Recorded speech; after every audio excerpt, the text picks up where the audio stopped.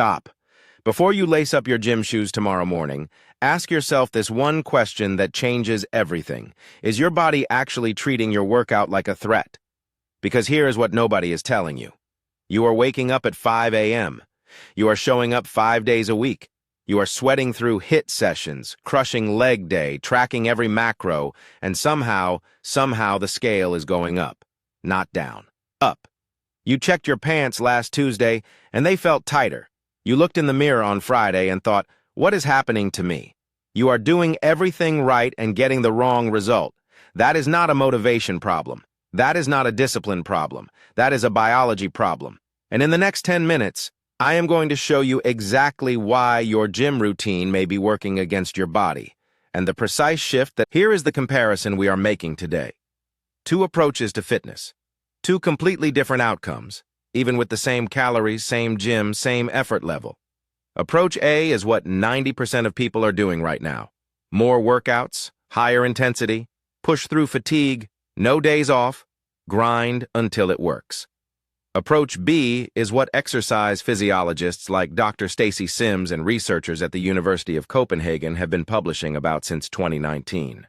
It is called stress-adaptive training, working with your body's hormonal environment instead of against it.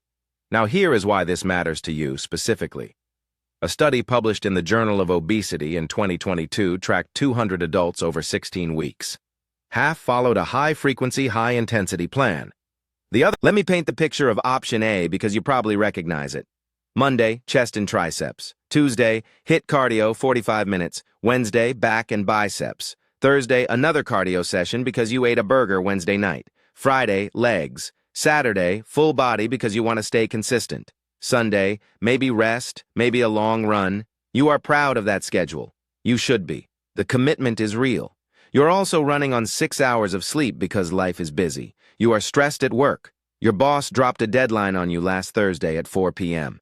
You are drinking 2 or 3 coffees a day to push through. You are eating in a calorie deficit because you read that fat loss requires one.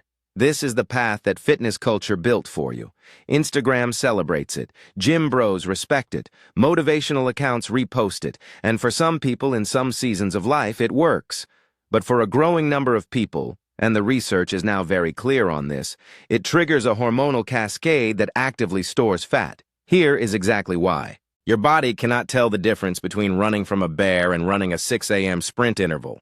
To your nervous system, intense exercise is a stressor, a legitimate, measurable biological stressor. When you train hard, cortisol spikes. That is normal. That is supposed to happen. The problem is what happens next, or more accurately, what does not happen next. If you are already carrying a full stress load, poor sleep, work pressure, relationship tension, undereating, your cortisol never fully drops back down. It stays elevated, and chronically elevated cortisol does 3 specific things that wreck your body composition. Number 1, it breaks down muscle tissue for fuel. You are literally eating your own muscle. Number 2, it signals your liver to release glucose into the bloodstream even when you are not eating, which triggers insulin, which triggers fat storage, specifically around your abdomen. Number 3, it crushes. So what does the better path actually look like in practice? This is not a rest more do-less message. This is a smarter stress message. Option B starts with a concept called hormetic loading.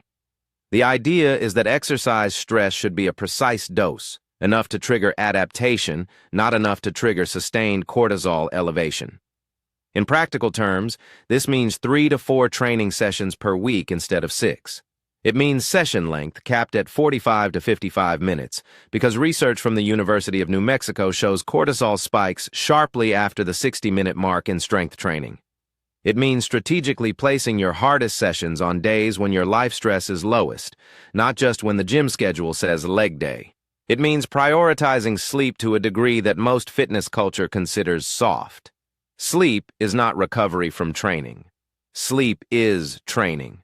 During deep sleep between roughly 11 p.m. and 2 a.m., your pituitary gland releases the majority of your daily growth hormone pulse. Miss that window consistently and your body rebuilds nothing. Option B also means eating enough. Chronic undereating paired with hard training is one of the most reliable ways to spike cortisol and tank your metabolism. Your body is not stupid. It senses famine. It responds by holding fat and burning muscle. Option B treats your body like a biological system, not a machine to be overridden. Let us put these two approaches directly side by side. Training frequency. Option A, 6 sessions per week. Option B, 3 to 4 sessions, higher quality. Cortisol impact. Option A, chronically elevated, especially when life stress is high.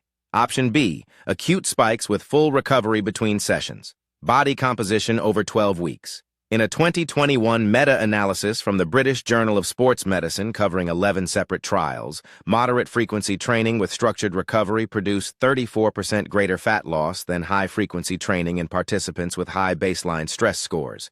That number, 34%, not marginal, not rounding error, 34% more fat lost by doing less, smarter. Sleep prioritization option A rarely addresses it. Option B treats it as non-negotiable. Muscle retention. Option A risks muscle catabolism from cortisol elevation. Option B protects muscle because growth hormone can actually do its job.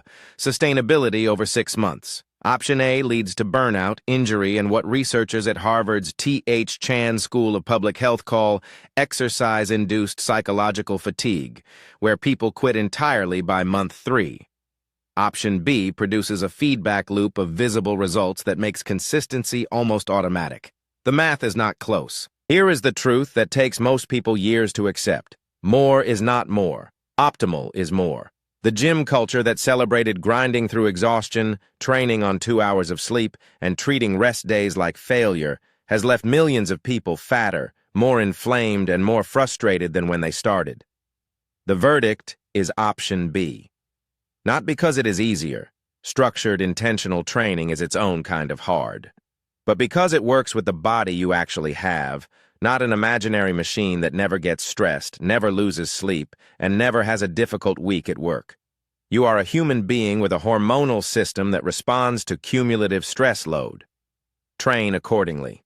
The people getting the best results you see online, the ones you think are just genetically gifted, many of them figured this out years ago.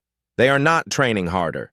They are training smarter, sleeping more. Here is your exact starting framework. Week 1, audit your current stress load honestly. Not just gym stress, total life stress. If you are running on under 7 hours of sleep, managing a demanding job, or eating below 1,600 calories while training hard, you are already in cortisol debt. Pull back to 3 sessions this week. No more than 50 minutes each. Week 2, restructure your training split. 2 strength sessions, 1 low-intensity zone 2 cardio session, 30 to 40 minutes of steady state, walking, cycling, swimming. Zone 2 specifically lowers cortisol rather than raising it. That is your ACE card for active recovery. Week 3, start tracking recovery, not just workouts. Your heart rate variability, or HRV, is one of the most accurate real-time indicators of your nervous system's recovery status. When your HRV is low, your body is not ready to be pushed. Forcing hard training on a low HRV day is how people spin their wheels for months. This is where a smart recovery tracking app becomes genuinely useful. Not just step counting, but actual readiness scoring that tells you whether to push or pull back on any given day. Apps like Whoop or AuraPair with HRV data and sleep scoring to give you a daily readiness number. Use that number to schedule your hard sessions. Now here is the cortisol management piece that most people overlook entirely. 2 specific adaptogens have the most robust research behind them for cortisol regulation. Ashwagandha, specifically KSM-66 extract, has been shown in double-blind trials to reduce serum cortisol by up to 27.9% over 60 days. And rhodiola rosea has demonstrated significant effects on stress-induced fatigue and exercise recovery in studies going back to 2009. I will link reputable options in the description. Look for products with third-party testing and transparent dosing. These are not magic pills, but paired with the training structure we discussed, they fill a real gap in your recovery equation. Week 4 and beyond, be relentless about sleep. Target 7 to 9 hours. Make your bedroom cold between 65 and 68 degrees Fahrenheit. Eliminate screens 45 minutes before bed. This is not optional lifestyle fluff. This is where your body actually builds the physique you are training for. Remember the question we asked at the very beginning? Before you lace up tomorrow, is your body treating your workout like a threat? Now you know how to answer it. And more importantly, you know what to do about it. If this shifted how you think about your training, share it with someone who is grinding hard and wondering why the scale is not moving. That person needs this video more than they know. Drop a comment below. Are you option A or option B right now? I read every single one. And if you want to go deeper on cortisol, sleep optimization, and the hormonal side of body composition, subscribe, because that is exactly what this channel is built around. We are just getting started. Disclaimer. This video is for educational purposes only. Nothing constitutes medical advice. Always consult a qualified healthcare professional.